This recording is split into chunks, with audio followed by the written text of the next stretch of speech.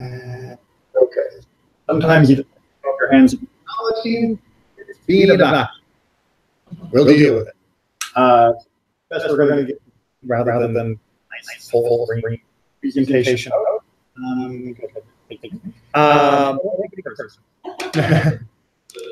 So this week our third session. The first session we end with the basic principles from 13 principles. Last time, right before, and economic problems, went over the pain of vision, the pain of Torah, and all the different types of right, the way that we, how to, what God has. As we talked about, Torah itself needs interpretation, not something that you can like open it up like a ETR map. No one uses ETR. It's not like a computer manual. Okay, so it might not surprise you then that different Jews have different approaches to how all of them. And so we're going to talk about the movements. In Judaism, we talk about different movements of Judaism. The three biggies that most people talk about: the Orthodox, and the conservative. Again, disclosure, I'm a conservative rabbi. But we're going to talk about all, and we're also going to talk about what caused the movement in and what Jewish life was like before. Both right before and as well as the ancient. We got an idea? Our map? Okay. Okay, so in the beginning, it has never been, there have all differences within the Jewish as we talked about in our last session about the pain of Jewish tradition. Argument about how to understand and interpret central. More information, highly recommend my YouTube video on Mishnah, which is a little complicated for just studies, but it's still very important to look at. In fact, right now, it's about how there is fate in the Jewish world during the time of the Second Temple. Reflects been there even before, but lived with good types of city and bad type of city. Right? So we had people, some who worship God, and some who worship. That wasn't so good for us. We had people who rebelled against Moses. Not a good idea. And then later on, famously, we had the Sadducees, often the Pharisees lumped into that as well. And those were the days of the Second Temple near and those were different groups that had wildly different interpretations of what the Jewish life would look like. They used every resource they had: persuasion, bribery, violence, try and get a political upper hand in their argument and their fights with all the others. Not a good for the Jewish world. In fact, really, the destruction that during Rome was fueled not by their own internal fighting. This was a period of almost civil war. It wasn't as open as some civil wars, but the political assassination and the division of our community into groups that would not speak to each other with a civil word had really taken hold during the time of the Sadducees, the Pharisees, and others. The Essenes is one group that everyone probably knows, but doesn't really know. You ever heard of the Dead? The Dead Sea were written probably by the group that Josephus called the Essenes. He was a group that lived out in the desert, as we would call it, and who had separated themselves from society. And much of the writing and the Dead Sea that aren't just the Bible reflect a similar outcome as what he. So, read the parts of the Dead Sea that aren't the biblical parts, but are their unity writing, you'll see a wildly different of Judaism they have, and a very antagonistic Judaism they had. All the other Jews condemn the temple as being corrupt and fouled, and even though it's actually the temple of, we believe those gone beyond the veil, to be removed, and they look coming of war between the light and the dark. Whenever people start talking in those terms, back away. Okay, okay, yeah, have a conversation rather than talk about.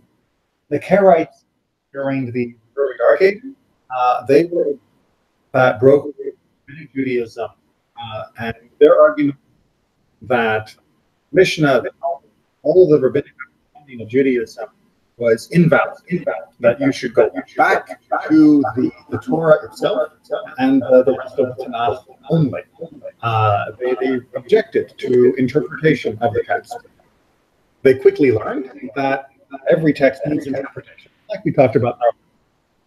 And so they eventually developed their own tradition, which were doing the same job, but very differently than by the rabbinic. To this day, there are thousands of Karaites. Large, we listened to their criticism and said, good point, we explained the grammar, we explained the Torah more clearly, and we brought that on. In general, they eventually drifted beyond borders of good conversation within the community. And then, of course, there's diversity. We've had 12. We were just talking about that this week. We've had who lived in the farm. We had Jews that were Kohanim, Levites, and then the rest of them. And those were not problems. They were just diversity of who we are. And then we have developed into Ashkenazim, Sephardim, Mizrahim, the different Jews who have lived in different parts of the world and who have maintained Judaism with a cultural adaptation. And Sephardic Jews had certain views, and the Ashkenazi Jews had certain music. And that wasn't intrinsic. It was a cultural adaptation. You couldn't say one better or worse. So we've always had that, sometimes good, sometimes just diverse. If not good or bad, nice. Okay. Before the Enlightenment, by the way, is movement in Europe, beginning mostly in Western Europe, that eventually to the American Revolution, the French Revolution, and all the other things that, you know what, maybe have kings. Maybe people should have rights. Maybe people should be free. That Enlightenment, we're going to see, was a pretty big deal for Germany. But before that happened, going back to like hundreds or before, you'll see things really get for us in the 1800s. But before the Enlightenment, what did the communities look like? And this is true of communities all over the world. They looked like a nice, mixed up family. I go to Thanksgiving with your 40 close relatives, and that some people are young, some people are old, some people are learned, or not. Some people are rich, some people are poor, some lean towards strictness, some lean towards leniency, some are very polite and always praying and doing things, and some are rather Puritans. They don't care about the religion. Some were lawful, criminal, traditionalists, some were always looking to do things. And we were all jammed together. Right? The thing about living in the Jewish world was that we stay minority within other countries. And therefore, in our minority, it wasn't really about our minority had every type of you could imagine. And you would expect and know and connect with all these different types of people. It's only in the modern world, the contemporary world, where you end up with groups that try to survive. So you have young people, right, where only 20-year-olds services. A totally weird concept before the Enlightenment. Yes, you have 20. You'd also have 100 things, and they'd be in the same room, which is normal. We were all blended. And yes, sometimes that made problems. Sometimes you had the groups, and you had the nice people, and then they talked together. Some people that were power hungry, and other people who were poor and needed help. Some people who were greedy, and it a community. It was like, you can draw a big circle around Orlando and say, in Orlando, you would have all the people. Well, that's what the Jewish world was like. We didn't divide into communities that were of one type or another. We were a of every type of person you could imagine. Okay, so we have that before the Enlightenment. Good, because now we're going to break. Because the Enlightenment comes along, much of it championing, much of it brought by Napoleon, who was interested in conquering Europe. As he conquered Europe, had this story about giving liberty, giving. He was an emperor, so it wasn't like it was all about freedom, but at least that was the idea that he had, or at least that he used. And that meant that as he went all the way to Russia, back was opening up, kicking open the doors of the for to live. And he was saying that there should be freedom, brotherhood, there should be liberty, and all of these things. That had a lot with cannons, but the point was that for the world, we were now being that we could fit in. Right? Our bubble popped. And that was good. There was a lot of fear in that bubble. Right? We had a lot of, there were many things that we weren't allowed to do, many professions we weren't allowed to engage in, parts of the country we live in. And the ideal that he was proposing was that all of that would go away. Right? We would be able to equal partner of the French society, of the German society, of the Prussian society, and not that he ever conquered England, but it was also that we would just be French, who happened to also, rather than Jew, happened to live in France. So he was flipping the model where we had been. Following so far? But there was a, right, in order to become Frenchman first and Jewish second, in order to become British first and Jewish second, we had to make it clear that we were giving up hope to return to Israel. Right? I mean, after all, I'm really French. What do I care of land in the Mediterranean? Right? I should go to Paris, not Jerusalem, and I should give up my hope for a Messiah. Because what am I expecting the Messiah to save me from? I am equal in France, therefore I do be delivered from my captivity and taken back to the place. I should be right where I am. So we're asked to give up our laws. Right? We have laws, as we'll talk about later on in the course, that deal with how we do business, that deal with how we have marriage, how we have divorce, and all of those things. And the countries were saying, well, if you're going to be one of us, you have to follow our civil law, right? Not your religious law. You have to follow our civil law, because otherwise you're playing by a whole different rule.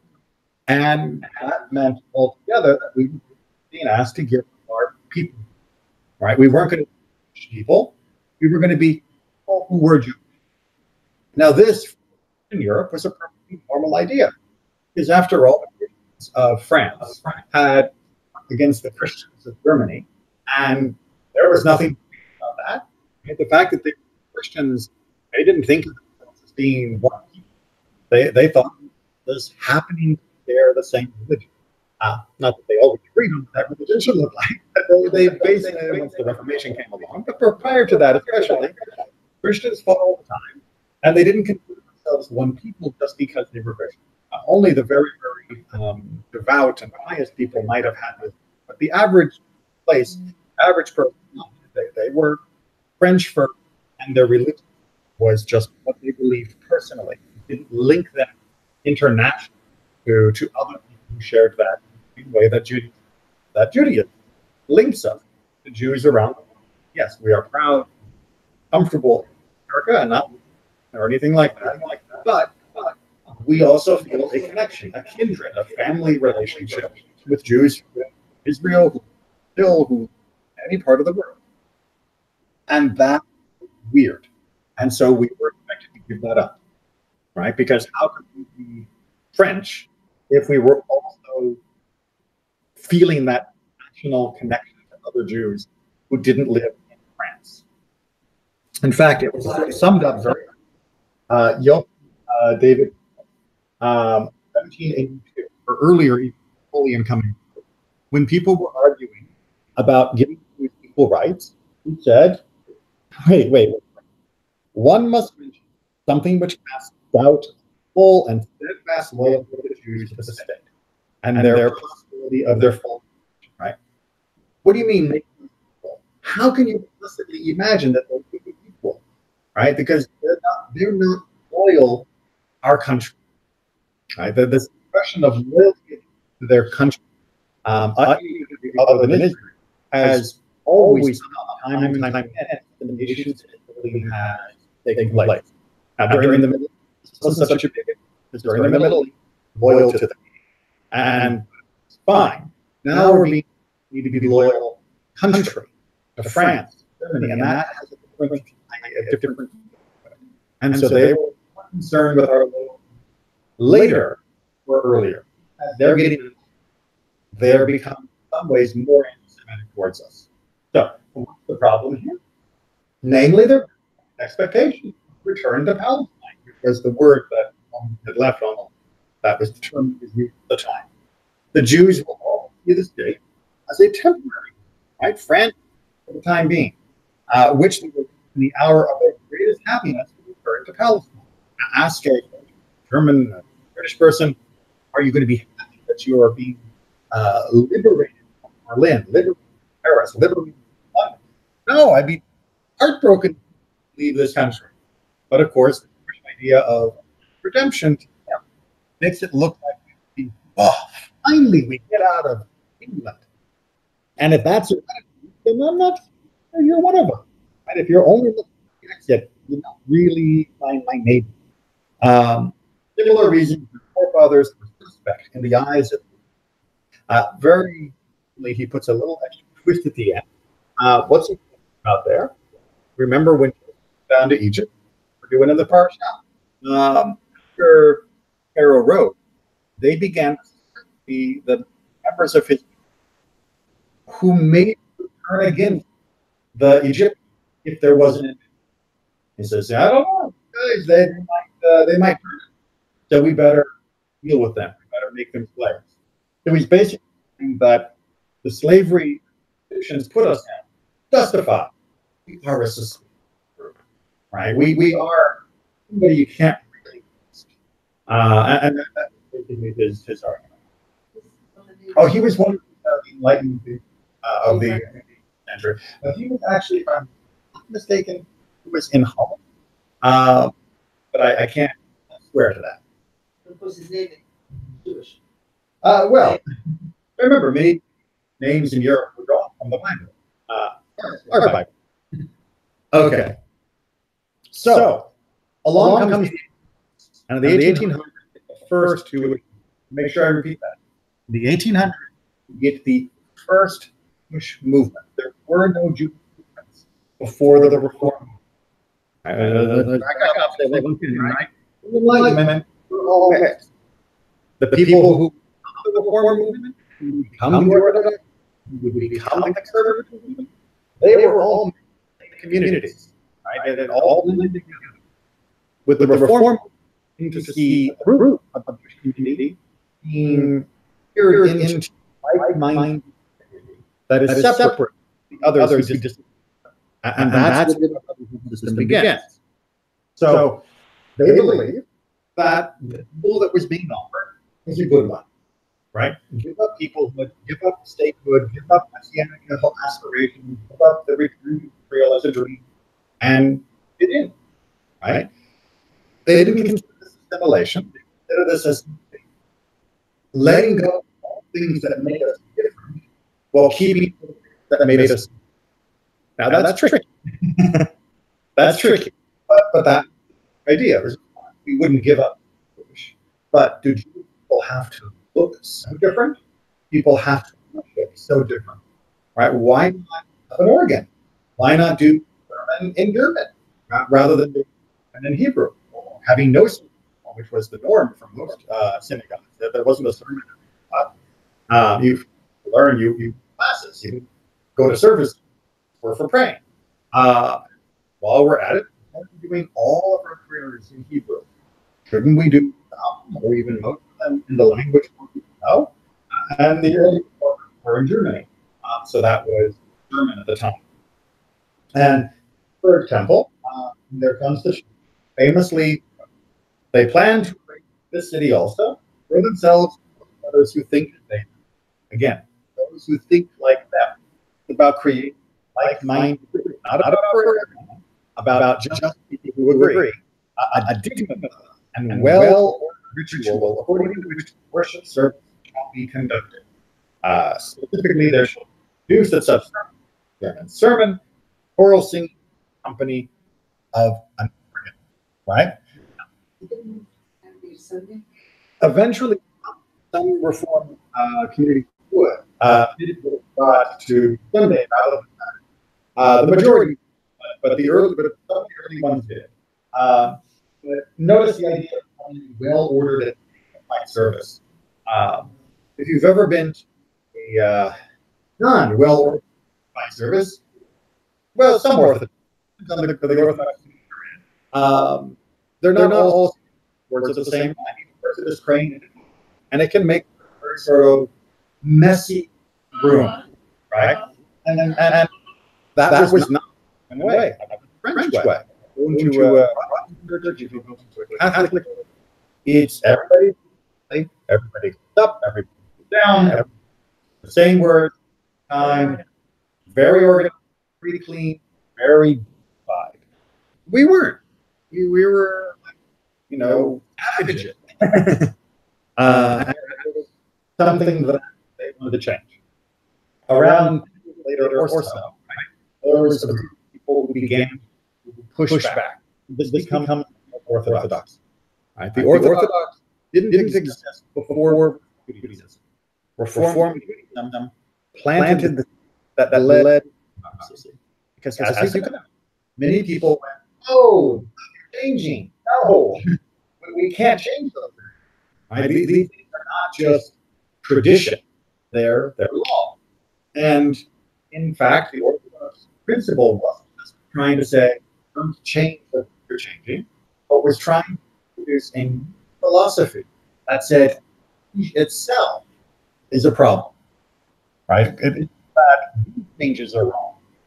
All changes are wrong. Now we're going to circle back to that when we get to the end, but that is the beginning better. And so the Hamburg court, as you remember, we had the temple that was own rules. The rabbinic court, which was the group of rabbis who had been in charge before the new one, right?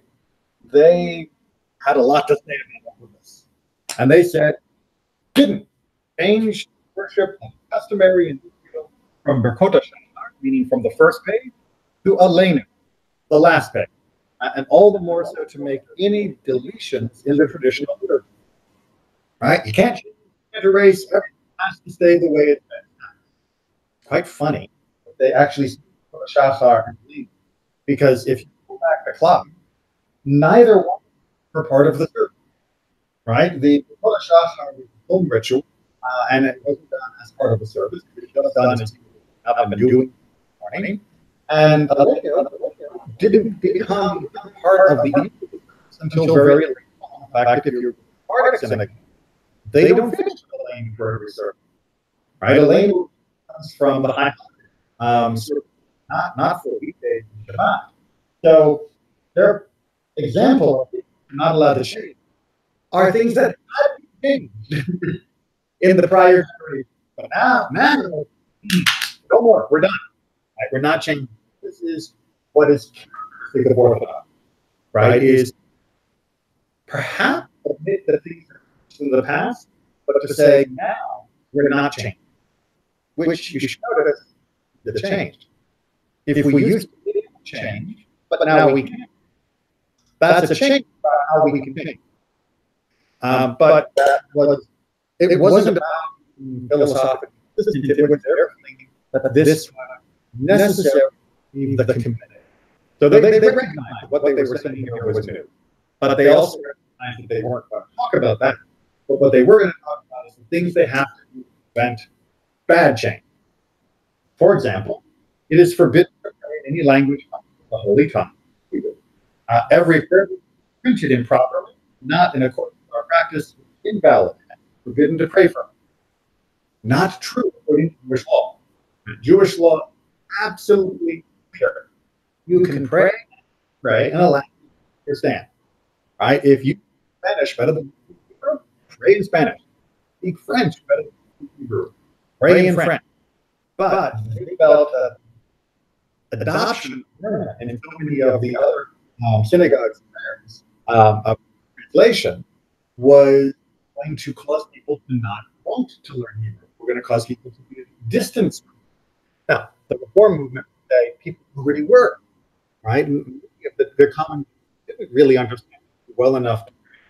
And so German wasn't about promoting German, about helping people what the prayers meant. But it's a the audio is very well. Why not? Let's see if we can fix that. We'll try to.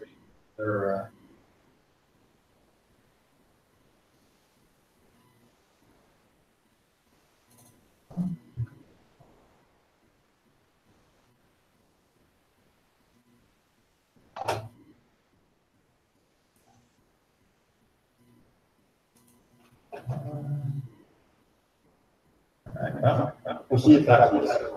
Testing, 1, 2, 3. All right, I'll try to be nice and loud and hope it works.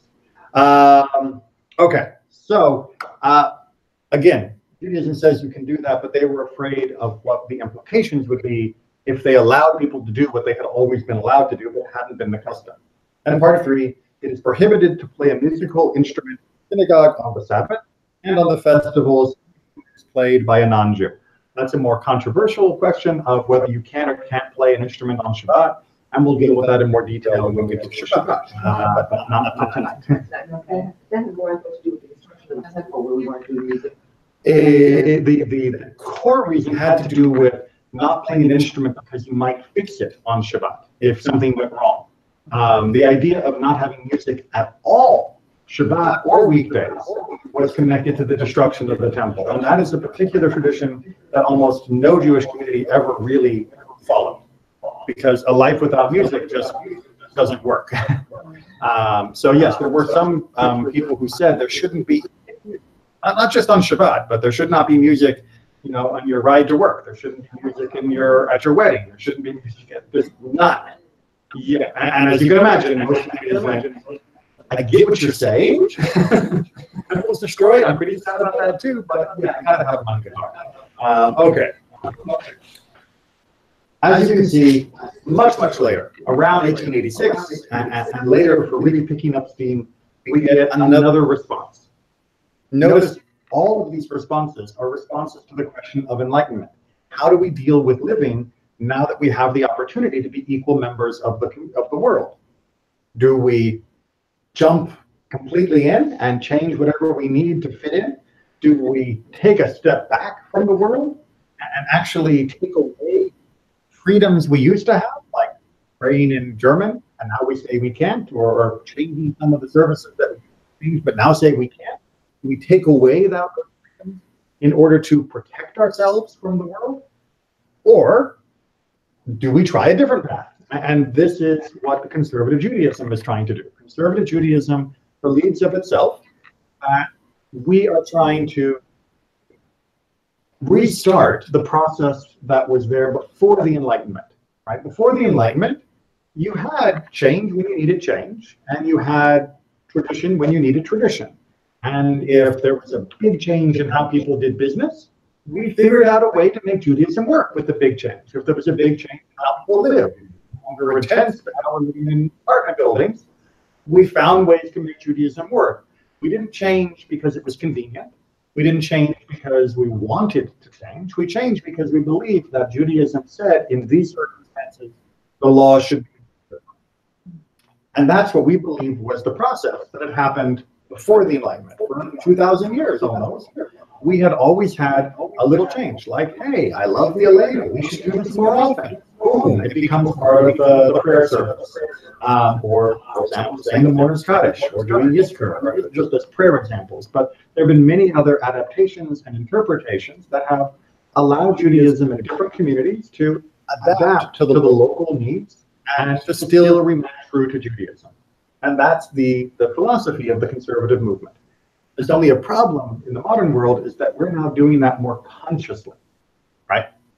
500 years ago, this was just the automatic process that happened in any congregation, in any synagogue, in any rabbi study, where they would just review and reflect and consider, and the change happened because it was just a natural part of the process. Now we are aware of this, and we are also aware of many other groups that have a very different opinion. And so it makes us very self-conscious of what's happening. And so that's both good because we're aware of it, and sometimes we can, plan better. It's also weird of, wait, what's going on with me? Am I doing the right thing? Am I not doing the right thing? What are other people going to say? And that creates a little bit of tension. Okay, so taken from Frankel, maintaining the integrity of Judaism simultaneously with progress. This is the essential problem of the present, right? Judaism has to be preserved, and the world that is moving forward, we need to be part of that, right? We can't stand still. We have to move with the world too, while protecting Judaism, right? We don't leave the world behind, we don't leave Judaism behind. We have to make sure they both move, because the Torah was designed forever. It wasn't designed for only the 1500s. So where is the point where the two apparent contraries can meet?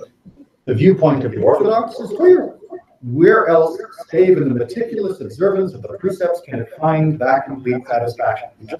All you gotta do is focus on the commandments and do them in the most precise and strict and consequential, and nothing else matters. This party, meaning the Reform Party, sees salvation as overcoming the past. Right? Anything from the past that you don't like, junk it. Right? Throw it out. In carrying progress to the limit, in rejecting religious forms and returning merely to the simple original idea. And indeed, if you read the early Reform opinions, they don't say they're getting rid of Judaism. They say they're cleaning it up. That between the Second Temple period and the 1800s, a lot of extra interpretation and traditions cluttered everything up.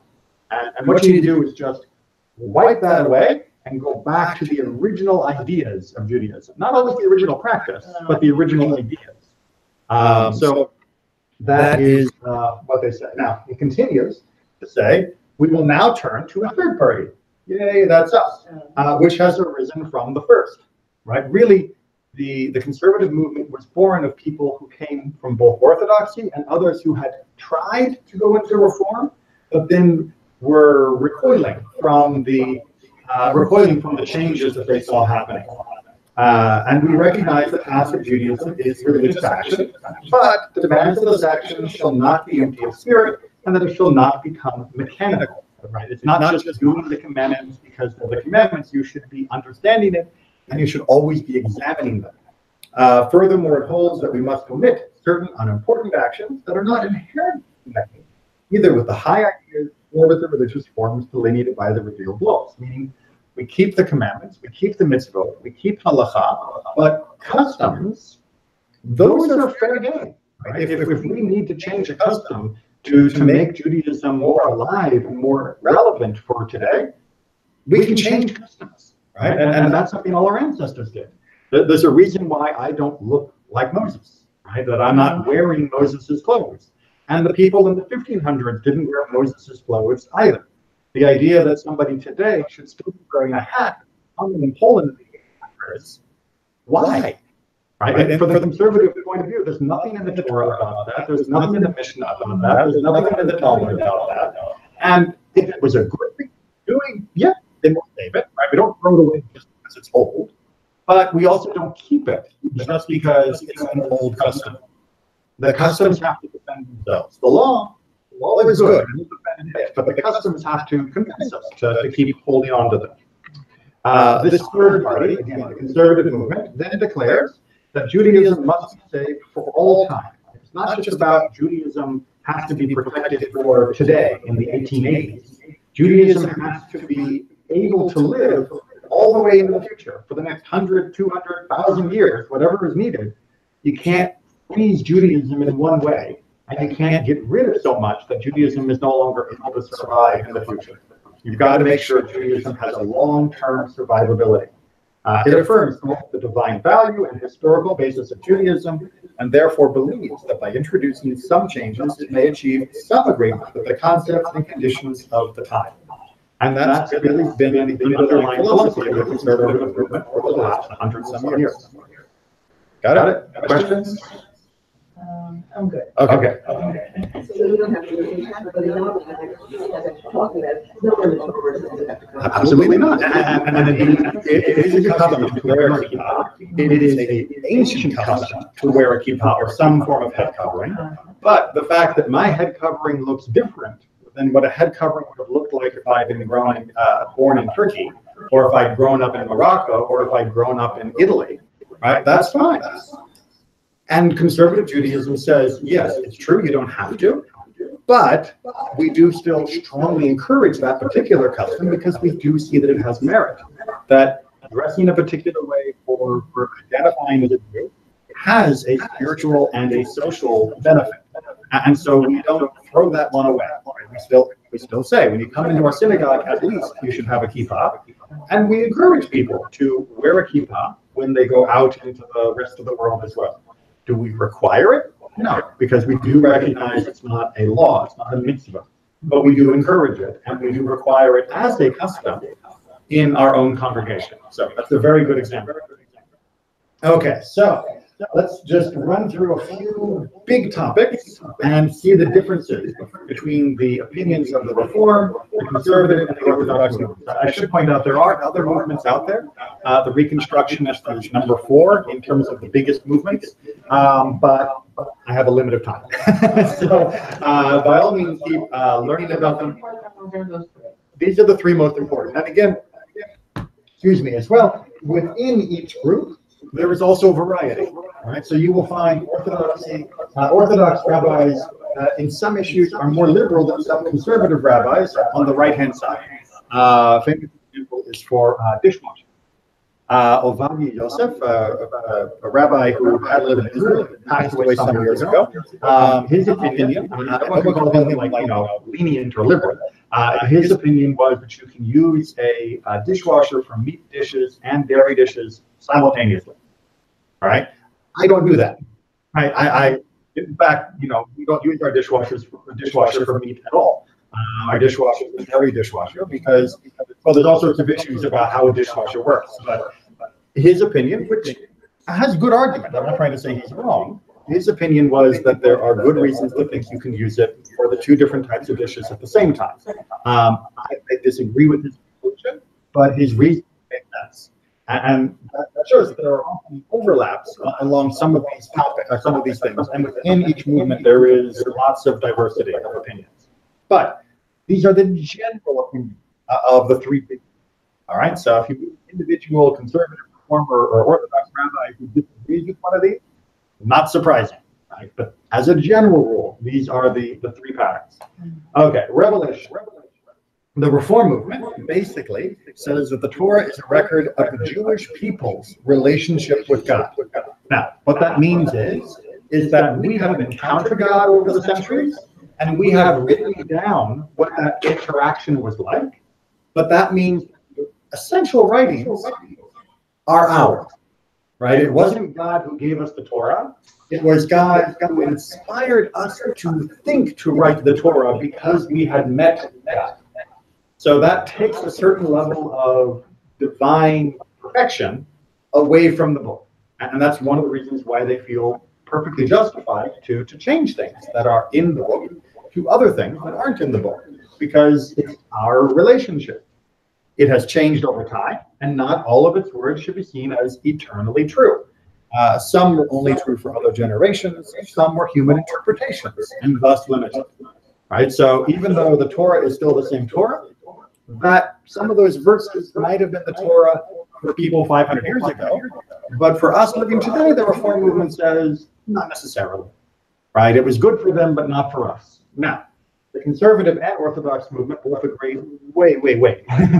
Because once you go down that road, then you've basically said whatever you don't like, you can just delete, and whatever you wish there. You can just write it in the margins. So the conservative movement says the Torah we have is the Torah God wants us to have, right?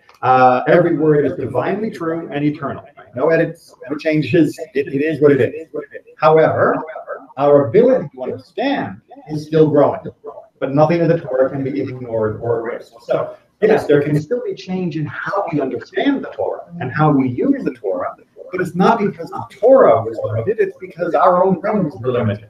So there is still room for flexibility and adaptation, but it's not the flexibility of delete or insert, right? It is the flexibility of how do I understand this particular verse or this section or this part of law. The Orthodox have made it very clear that they believe the Torah we have was given in a literal series of dictations, right? God spoke, Moses got out the pen, between God and Moses. Its interpretation, and this is the more controversial part, is fixed and unchanging for all time. Right? So the Orthodox, unlike the Jews who come before the 1800s, they believe that we are done with interpretation. And we can still give sermons and we can still give explanations, but the core interpretation, finished. Nothing's going to change. All right. Israel. So the Reform movement is in two different generations. Classical Reform, and then we have the modern Reform, which is very, very different on this topic. Classical Reform, back in the 1880s, or back in the 1800s, the land of Israel is part of our history, but not our future. We are citizens of other countries now and have no desire to return or rebuild. This was their formal plank of their platform, of their party, of their movement. Absolutely rejected any connection in the future or present to the state of Israel, which didn't exist, remember, in the 1800s as an independent state. It does now, and in fact, modern reform has changed their opinion 180 degrees, and yay, that's a good thing. Israel is the homeland of our people, and we should support it. So now you do get good support from the reform movement for the state of Israel. So they changed completely on that particular point. But when they began, they said, we don't care about Israel. Because again, there was no state of Israel, and they wanted to show that they were loyal to their local states. Conservative, we have always, from the beginning all the way till now, the conservative movement has always supported the idea of reestablishing Israel and of keeping our connection to Israel. We long for the liberation of Israel and support all those who rebuild it. One day it will be the center of a global redemption, and we will never turn our back on Israel. That has been and has never wavered as a conservative position. And the Orthodox, it's complicated, right? Many rabbis reject the modern state of Israel, the state of Israel, not the land, but the state, the government, because it was not founded by the Messiah. Right? They believe that Israel can only be legitimate if the Messiah comes. We haven't had the Messiah yet, therefore Israel as a government is illegitimate. However, since it exists, most Orthodox people believe we should do what we can to make it conform to our vision of Judaism. So they still support it, but they are very much believe that Israel should be an Orthodox world, right? It should be an Orthodox government. You should have Orthodox laws for everyone in the country. As long as we've got it, we should make it up. We should make it Orthodox. Probably should wait for the Messiah. We probably should have waited for the Messiah, but since the Messiah is not here yet, we have to deal with what we got. So that's the way they have compromised on that point. Let's talk about that Messiah, right? So the Reform movement, still to this day, basically, in general, says that we do not wait for a person to redeem the world, right? God has already taught us what we need. The visions of the prophets are about a messianic age when the Spirit of God will unite the world, not about an individual. So they have made some prayers, notably the Avot, first prayer of the Amidah, to say we are waiting redemption, not we are waiting a redeemer. Right, so it's just a small little grammar change to reflect that philosophy, that they're not looking for a person, they're looking for a movement, they're looking for a change in the world. They still change the way we also believe that they change, but they don't believe that there will be any person who will be involved in that more importantly than anyone else. The conservative movement, again, on the whole, believes that we look for the Messiah who will inspire us and the world to draw close to God and thus end human suffering. So we are still looking for a person. That person will come. That person will teach and will unite us, will unite the world. And the Orthodox are quite similar, right? The Messiah will come from the house of David and bring redemption to the Jewish people through leadership and teaching, which is basically saying the same thing. So we're running out of time, so we won't talk too much more about that. We'll talk about the end of days as part of the class in one of our later classes. Change. This means change as a whole. The Reform movement says the way Judaism has been practiced became stale and it became mechanical. Change helps revive the spirit and move us closer to God. It is a good thing. Right? Now you can see there's a lot of merit to that opinion. And there was a lot of truth, especially in the 1800s, that in many parts of Europe, Judaism had become rather stale. If you were not part of the elite, you lacked spiritual uplift from much of what Judaism was doing. One way that you can know that that is true in general is not just the Reform movement, but the Hasidic movement began around the time with exactly the same reason, which is that people felt that Judaism had become stale. And the Hasidic movement, which was an Orthodox movement, was a different way of fixing the problem of the Reform movement. But it was identifying the same problem, which was that we needed fresh air in the Jewish world. Part of the reason we were lacking air, again, was because we were trapped inside of the communities that the foreign states had pushed us into, but that's a whole other part of our history. The conservative movement, on the other hand, says change is neither good nor bad by itself. Right? We don't like change. We don't hate change. Right? Change is a tool. Judaism has always adapted to new cultures and situations. Change isn't a goal to be pursued. Change isn't something to be avoided. It should be organic and well studied. Right? Now, this annoys everybody because basically what we're saying is we might change, but I'm not going to tell you that I want to change, and I'm not going to tell you I don't want to change. What I want to do is get it right. And that means we have to do things sometimes carefully. And that can sometimes frustrate people. Some people want you to say, we're never going to change. And some people want you to say, we're going to change tomorrow. But when you say, we might change, people go looking somewhere else for the one who gives them the answer that they actually want, rather than the answer they need. And orthodoxy is the other side, of course. The way Judaism has been practiced must be protected at all costs, even if it means being stricter than our ancestors. Protected change is okay, but all other types of change is bad. So we do see, as we talked about, continued change in the Orthodox world, but that change is always towards greater stringency, greater strictness, right? Because they see change as being a defensive move, not as being just a normal part of a living, breathing culture and religion. And so they make their decisions with that in mind. And finally, authority. Right? This is sort of the big one if you really want to get an understanding of the underlying feeling of the different movements. In the Reform movement, the individual is the sole authority for knowing what God wants him or her to do. A community and rabbi can instruct, but not dictate. Right? If I wake up in the morning and I believe that God doesn't care whether I eat a ham sandwich or not, in the Reform movement, God doesn't care. Right? Now, in the conservative movement, I may wake up and feel like I want a ham sandwich, but the conservative movement would say God still cares, even if you eat it. Right? I can't stop you. I'm not going to kick down the door to your house and keep you from eating a ham sandwich. But just because you want it doesn't mean the religion approves of it.